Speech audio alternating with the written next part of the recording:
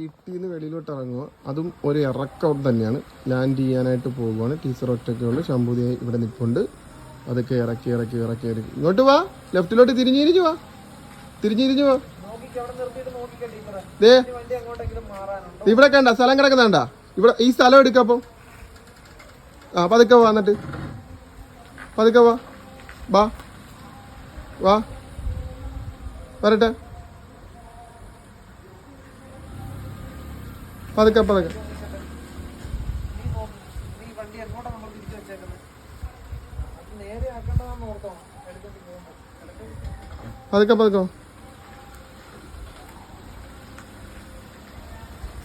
നീ എന്ത് ചെയ്യണം?